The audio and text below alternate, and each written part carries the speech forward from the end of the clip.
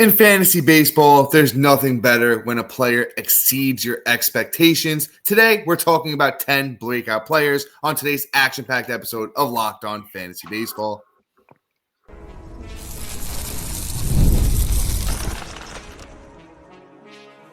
You are Locked On Fantasy Baseball, your daily fantasy baseball podcast. Part of the Locked On Podcast Network, your team every day.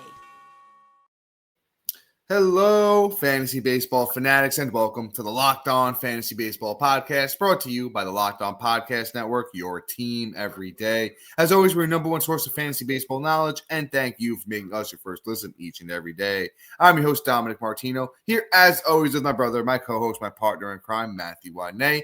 As you can see, if you're watching on YouTube, and if you are watching on YouTube and you haven't already, hit that little bell below. It's going to subscribe you to the channel and give you notification every time we drop a new episode. Or if you're listening on the audio side of things, once again, please make sure you're subscribed. And if you're listening on a platform like Apple or Spotify that allows 5-star ratings and reviews, we would truly appreciate it if you do that for us as well.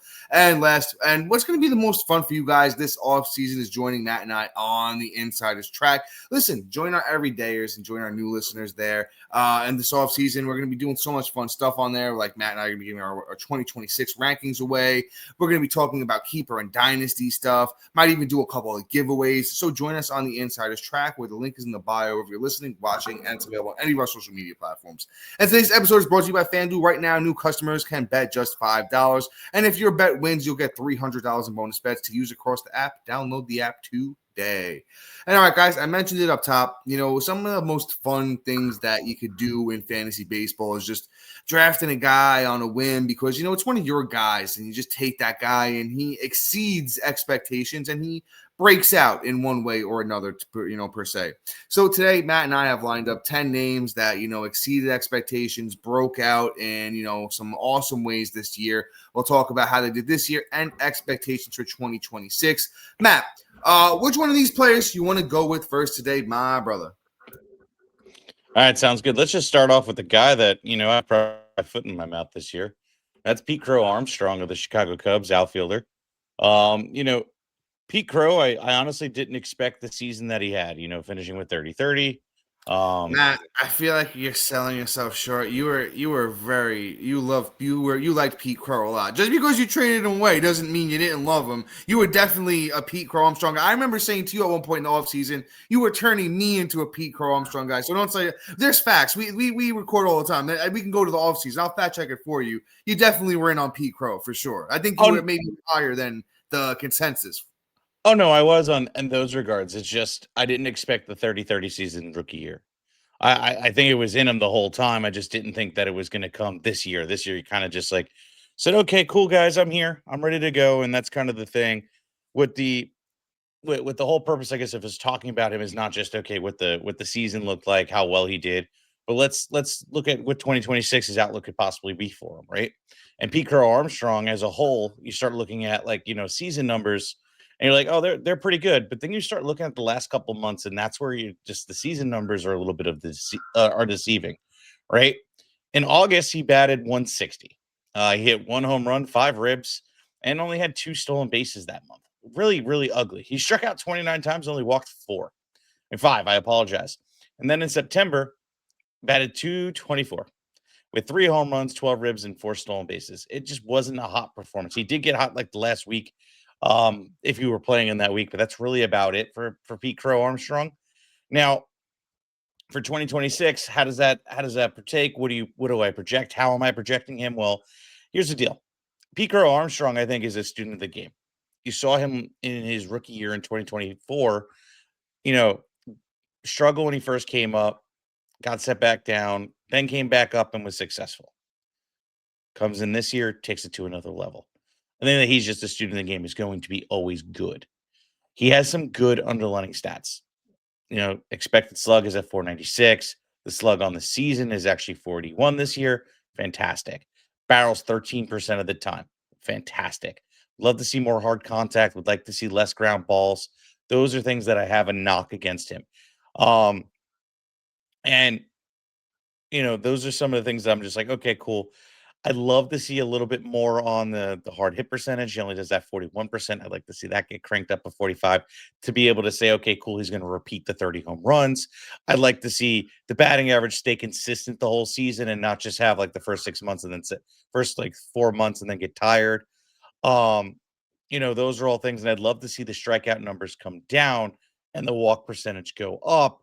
You look at that and you go, okay, what's the league average at strikeout to be successful, or at least middle of the pack, right? And batting average at least 22%, right?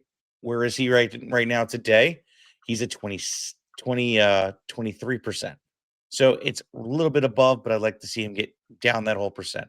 In terms of walking, he walks 4.5%. League average is at 8.6%. So you mix those two with a low walk percentage and a high strikeout rate, and you say, okay, the batting average, he probably isn't going to be a 270 hitter unless he finds some middle ground and gets some better at some plate discipline. So probably going to say he's going to be a 250 to 260 hitter in a good year if this is the trend that he's going to take. I think he needs to create more hard contact to go with the barreling to see that 30-30 season again, 30 home run season again. Otherwise, I'm probably going to have him slotted into 25 home runs. And that is essentially how I'm quantifying it. The Cubs as a whole still need to see if they're going to re-sign Tucker to say, hey, this is what the runs and ribbies production is going to look like. That's TBD. If I was ranking him, I'm going to rank him with Tucker there. So let's just see what happens if Tucker leaves. It's going to deeply hurt his counting stats. For me, Crow Armstrong, lower end OF2 today. Yeah, man, that's a good take on PCA.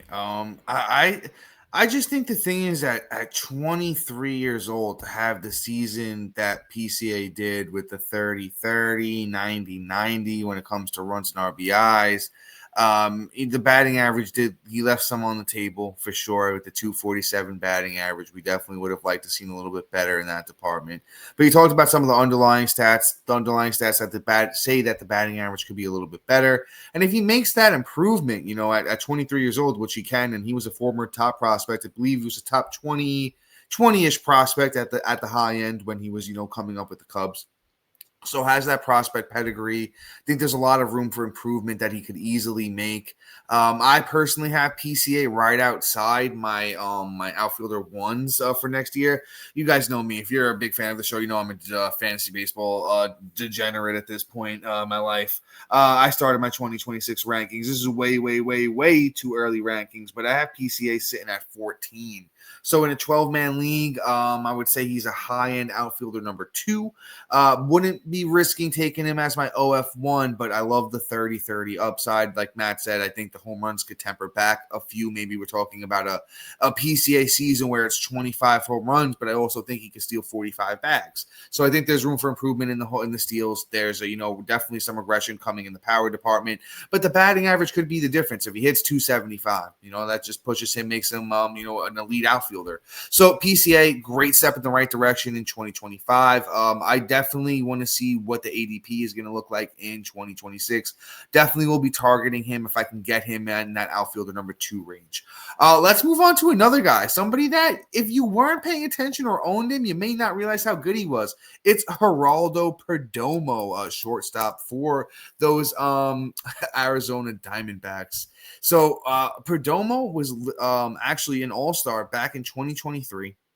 And wasn't bad in 2024, but dealt with injuries and stuff like that, and just took it to another level in 2025. So as a 25-year-old, Perdomo played in 161 games this year, had 597 at-bats, 98 runs, 33 doubles, 5 triples, 20 homers, 100 RBIs, 27 steals. He had 94 walks to 83 strikeouts. So in points leagues, he was even better. And he had a 290 batting average. So if you went out there and you took, Perdomo, honestly, it was worth the rewards in a plethora there. So with Perdomo, we outlook for 2026 when I had one of the positions I haven't done yet is shortstop, so I don't have him on the board there. But Man, I have a hard time saying he's not going to be at least a top 12 shortstop, maybe even a little bit higher. When it comes to the underlying stuff, I don't know how much I'm buying. 20 home run power might be, the higher end of what he gets. Wouldn't be shocked if it came down to like 15 next year. Even with the steals, he was more of a, hey, if I got the opportunity, I'm going to take it kind of guy. The sprint speed isn't amazing, but definitely buying the, when it comes to batting average, when it comes to walking and, not striking out, he definitely does that very well. Underlying stuff believes in that. When you look at the stuff like chase rate, whiff percentage, walk and strikeout percentage, he does very well there. So a guy like Perdomo might not be a target of mine, but if I miss out on the guy I'm targeting, it might be a great fallback option. And before Matt chimes in and gives his take on Perdomo, we move into a couple of catchers like Shea Langeliers and Goodman, and then we'll do some pitchers like Andrew Abbott, those names and more coming up next.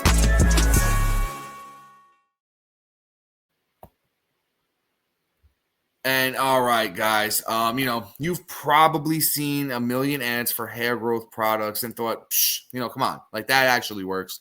There are so many products out there, and it's hard to know which ones are actually going to do anything. That's why you should give Nutrafol a closer look. Nutrafol is the #1 dermatologist recommended hair growth supplement brand trusted by over 1.5 million people. And it's not just hype either. Come on. This supplement is actually clinically tested and targets the root causes of thinning and shedding with a proactive approach. Whether you are at work, out with friends, or even just getting ready in the morning, Nutrafol gives you more confidence in your daily routine. See thicker, stronger hair with less shedding in just 3 to 6 months with Nutrafol. For a limited time, Nutrafol is offering Locked On Fantasy Baseball listeners $10 off your first month subscription and free shipping when you go to Nutrafol.com. You're just going to go over there and enter the promo code LOCKEDONMLB. And once again, you're going to do that on Nutrafol.com and use the promo code LOCKEDONMLB. And guys, I mentioned it earlier. You're going to want to join Matt and I on the Insiders Track this off season. We're doing a lot of fun stuff. I've been referencing my 2026 rankings here. If you join us on the Insiders Track, you can just shoot over a message, ask for those rankings. I'll try and get them over to you. They're not really fine-tuned yet, so there's a lot still going on over there. But if you want them, I could do my best to get them over to you. We're going to be talking about keeper dynasty stuff for the off-season, what you want to do with your keeper and dynasty players, and might even do a couple giveaways as well. So join us on the Insiders Track. Links in the bio wherever you're listening or watching. Matt, thoughts? Geraldo Perdomo, man, big year. What do you think about him? So I really didn't think we were going to have this kind of year. I mean, he could get the job done the lower end, shortstop, in all honesty. I mean, somebody you pick with the 12th shortstop off the board and say, okay, cool, there might be some upside. Well, there was upside. You definitely hit on the pick this year. And you kind of hit all the nails on the head, so I don't really need to talk too much about him. I'm just going to say, hey, for next year, I don't want to overpay for him either because he's not my favorite at the position, but it was definitely worth, a shot. But again, a guy that has 20 home runs on the season, and nothing really else in terms of that. I mean, with 27 stolen bases is nice, and he bats about, 290. That's really wonderful. But again, it's not enough for me to put him as a top elite shortstop, probably top 7. I don't think I'm going to push him over any of the other top end guys at the position. Not a guy I'm going to take outside before the fifth round, but definitely worth it. But hey, let's move on. Let's talk about Shea Langeliers, another one of my guys this year going into the season. Somebody I was targeting everywhere, and if you were patient, you actually benefited from him in the second half. First half was kind of rough, right? You look at first month, that was nice with the 6 home runs, 14 bombs, and a stolen base, batting 243 for the first month. Then you were dealing with, a dumpster fire in May, batting 233. Power was kind of there with 4 home runs. June was absolutely putrid. And then after the All-Star break, my guy just exploded. 354, 7, 11, and 2. And that was home runs. He was crushing it in those regards. You look under the hood too. And Langeliers just really just crushed it. he really did have a successful season behind the plate. A little bit under under the season average at walk percentage 6.9%. It's at 8. So not bad, but the K percentage is way down. League average is 23.5, 19.7% strikeout, which is fantastic. His BABIP is a 290, which you don't know what BABIP is. It's, your batting average for balls in play. It's fantastic. It means when he's smacking the ball in play, he's most likely getting on base. Then you look at how often he hit ground balls. It was only 36.8% of the time. Fantastic. Quite honestly, you mix that with a high fly ball rate percentage of 43.6%. That combo together supports everything else of what we're seeing on the field. A guy that's not, just getting the easy out. It's being supported with fly balls and getting it over the fence, since he hit 31 home runs this season, barreling 11% of the time and creating hard contact 44.6%. I think the power, if not, there's probably another level at 35 home runs, which is totally, I think, in the wheelhouse. The OPS was at an 861 on the season, and then the slug was a 536.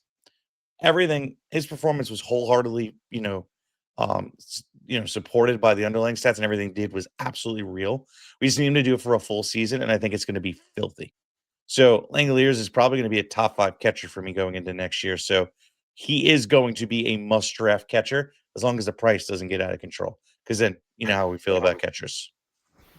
Yeah, Matt, and I think that's going to be the problem. I think the price is going to be too crazy, and I think we're going to wind up with 0 shares next year. But I'll say this, and I don't think this is a bold prediction by any means. I think if I had to pick any catcher to be next year's Cal Raleigh, it's Shea Langeliers. If I think anyone could, have that massive jump in production, I think it could be Langeliers. I'm not banking on it, but I do think this Athletics team is moving in the right direction. But Matt, great breakdown, so I'm not even going to waste any more time. I'll move on to this next catcher. Let's talk about Ahne Goodman, one of my boys. Wasn't talking about drafting him, but he was definitely somebody in the early going that, was definitely preaching, pick him up, believed in what he could do. And you know what? He played in Colorado, so it wasn't a bad bet. Ahne Goodman, in his first, real full year over there in Colorado, was an all-star at 25 years old, played 144 games, had 540 at-bats, 73 runs, 28 doubles, 5 triples, 31 home runs, 91 RBIs. And hit 278. So, Ahne Goodman was really good. I think for next season, I hope he's not a guy you're going to have to overpay for. But once again, when it just comes to catchers and closers in a lot of leagues, they do get jumped up. If your home league, I know a lot of guys that listen, a lot of folks that listen to this podcast, play in your home leagues mainly, might not get jumped up. If Ahne Goodman, I definitely going to be a top 10 catcher. If you could get him as like the 6th, 7th catcher, I think that's going to be the sweet spot to, draft him in. A lot of the underlying stuff, I don't know if the batting average is sticky at 278, but if Goodman winds up being a Langeliers-esque type guy where he hits 250, 30 home runs, counting stats were going to be weaker because the Colorado team isn't as good. So you're talking about like 70. If he's basically who he was this year with the batting average being worse, you'll still make out all right if you're taking him as the 6th, 7th catcher. But definitely impressed with what Ahne Goodman brought to the table this year. And he's still only 25 years old, so there is some room for him to make a step in the right direction in the areas that he is lacking. Well said, Dom. I actually wouldn't be surprised if he's the forgotten child at the position. He might still be a value. I hope so. Honestly, you think about it. I mean, he plays for the Rockies, so like you might get the discount of not having the counting stats to support his fantasy value. So that is where I think that we will be able to get him at a discount. He's probably going to be a target for us. But let me sneak this guy in before the break, and that's Andy Pajas of the Los Angeles Dodgers, outfielder. He had a good season. He kind of came out of nowhere in a lot of ways. I mean, he was a good prospect and things like that, but a guy that nobody saw him having the season he had. Good for him. I'm really happy for the kid, but I'm also like, there was no way in hell I saw this coming even from left field. The fact that he finished with 27 home runs and 74 runs was fantastic, batting 272. But I hate to break it and be the Pajas hater, but I don't think I'm buying the power, if I'm going to be honest. Yeah, he does really good at fly ball percentage versus ground balls. That's great. But the amount of times he hits the ball, I mean, how hard he hits the ball and how often is the part that actually is what's taking it away from me and my expectations of his power, being able to repeat the 27 home runs. So he only creates hard contact 37% of the time and barrels 8.4. Now, where does that stand in terms of just being average in the league? Well, average barrel on the season is apparently doesn't want to show up. Usually a good barrel is about like, 8, 9-ish. And that's just average, right? And where did I say Payos was? At 8.4. So he's just average. But what you need to couple that with is the hard contact and how often you're producing that. He's not doing that. So therefore, I think we're going to see negative regression in the power category. Then I'm going to say, hey, the batting average at 273, there's going to be some negative regression there too, because he doesn't walk enough for that. He only walks for 4.2% of the time and strikes out 21% of the time. Now, still below league average, but not good. It's just not good enough. I mean, you need to have a little bit better plate discipline to get higher than to get that 273 again. Wouldn't be surprised if he's a 250 hitter and hits 20 home runs. That's really where I see him. So I think he's going to be a guy that I'm going to be calling a bust for 2026. Yeah, man. And you know what? Before I jump in and give my take on Andy Pages, and then we have the pitchers. We got Abbott, we got Sanchez, we got Brian. Woo! Those names and more coming up next.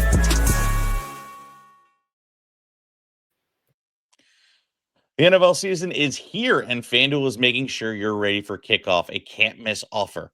Right now, new customers can bet $5, and if your bet wins, you'll get $300 in bonus bets to use across the app. I love using FanDuel because it fits however I like to bet. Player props, building the same game parlay, or even jumping in on the live action as it unfolds. It makes every game more exciting, whether you're watching your team or just keeping your eye on your fantasy lineup. It's quick, easy, and the best way to add a little bit more energy on a Sunday. So if you're ready to play, download the FanDuel app by visiting by visiting FanDuel.com to get started today. It's FanDuel.com to place your first $5 bet. And I got a bet for you. Quinyon Judkins of the I'm going to say Cleveland Guards, Cleveland Browns, running back. Honestly, anytime touchdown, plus on the over on the yards, and quite honestly, over on the receptions. I think that's going to be an underrated statistic that I think you're going to be able to take advantage on FanDuel. So download FanDuel today.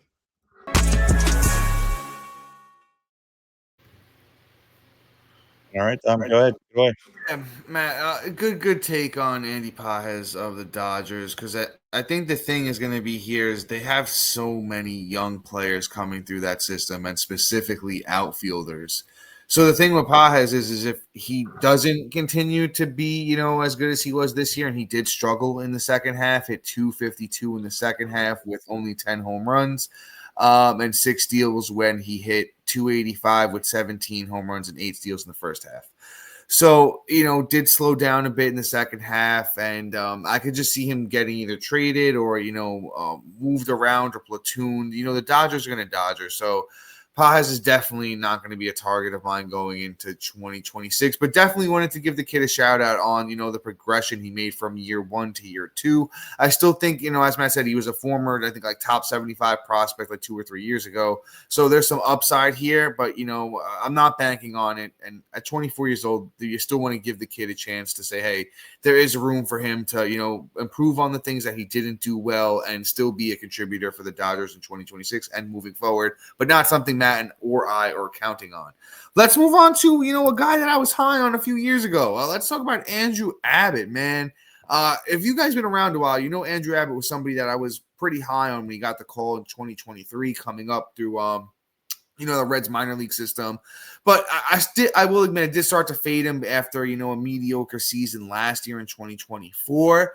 But man, Abbott really figured it out this season. He went from being like a strikeout heavy kind of pitcher, in the minors, as he was coming up, to really becoming more of that finesse kind of guy.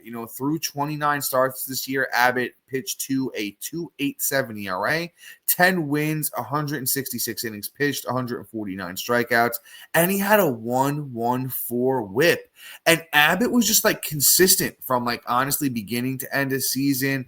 Didn't have a lot of big blow up starts. Was solid down the stretch for you in the playoffs. So, you really weren't mad at owning Andrew Abbott at all this season.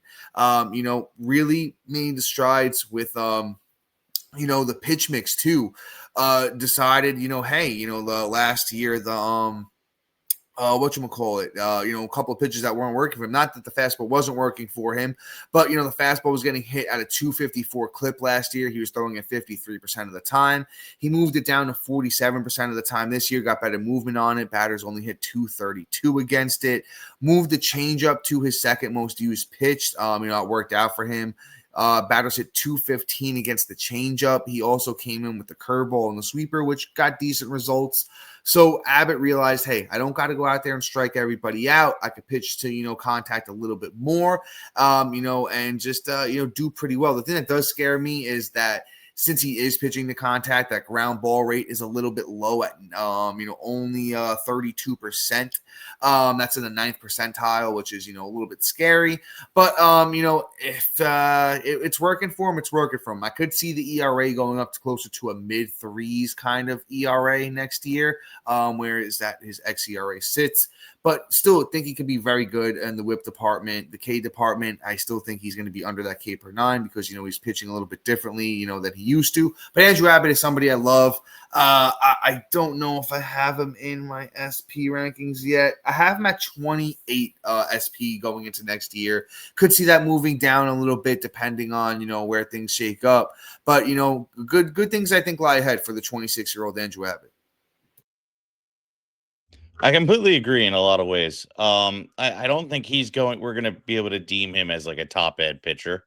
I think he's like an SP4. If I'm going to really be straight, like if I just had, obviously I haven't done my pitcher rankings or any rankings for that matter, but like if I had to place him and where I'd feel comfortable having him in my lineup, just, off the cuff, if I would start drafting now, just knowing the season as a whole, I think that's kind of where I think he falls. You don't get the K per inning. Still has that potential to get blown up. I mean, the FIP also screams that he should have a higher ERA, so there's going to be negative regression, like you're saying, following the xERA. The BABIP against him is a 274. I don't really like that. And then, you also just look at, okay, he's a guy that, does good at not walking players, but at the same time, he does give up home runs at a home run fly ball ratio at 8.3%. So, I mean, and allows guys to barrel against him 8%. Which, again, when you pitch in the park that he pitches for half his starts, you're going to be upset and there's going to be possibilities for him to get blown up. So I think he's going to be a very volatile. He'll figure it out. Let's move on. Let's talk about a guy that Dom absolutely poo-pooed all over this offseason. And I knew I was right. And it's Mr. Christopher Sanchez, starting pitcher for the Philadelphia Phillies. I didn't expect this year. I mean, I'm not like a complete savant. I'm good. I'm not that good. But I'm going to tell you, Christopher Sanchez is going to have not only just a step forward, but a chance at winning the Cy Young for real. But, he was a guy that came in at a good price and really just crushed it this year. A lot of things also support his performances. Did not walk a lot of guys. He only walked guys 5.5% of the time. Average walk rate on the season is at 8. Struck out guys 26.3%. Those two together alone, that's just sheer production. That says when he's up on the mound, you're more likely to have a really good start from him. And he's going to have, because of those results, the ERA is going to be down. The ERA is sitting at 302, which is spot on what we're seeing with his performance. He's producing ground balls at 58.3%. Now, that's a super overperformance of league average, and league average, just for your information, is in terms of ground balls, is looking like they move stuff on me all the time on this thing. I'll get it for you in a little bit. It's definitely well above it, I will say that. And the fact that he's able to keep the home run and fly ball percentage as high as it is at 9.2% is a little bit interesting, especially pitching in Citizen Bank Park. But suppresses barreling. Guys only barreling 5.7%. So everything right there culminates together of producing ground balls, not giving up home runs, and not allowing guys to create quality contact, because that's what barreling is, equates to a season of a sub-3 ERA with 212 strikeouts and a guy that strikes guys out at 26.3%. And it's not like he's super overperforming in the left on base percentage where he's getting in trouble but getting himself out of it. No, it's at league average at 79.8%, maybe a little bit above, but still solid. The FIP supported at 255. The XFIP is at 277. everything supports everything he did. He is going to be probably borderline SP1 to high-end SP2 for me next year. Kid really took the step forward and had all the stuff to do it. Do not miss out on Christopher Sanchez. Yeah, I'll admit I was definitely out on Sanchez. I was a big Sanchez guy back in like 2023. I picked him up in a bunch of spots, and he was really good down the stretch. And I believed into him coming into 2024, and he just didn't really meet the expectation I had for him. The low ERA was nice in 24, but he was under the K per 9. The 1.24 whip kind of just threw me off. And hey, shout out to what Christopher Sanchez did this year. I know Matt talked to a lot of the underlying stuff that, supports what he did this year.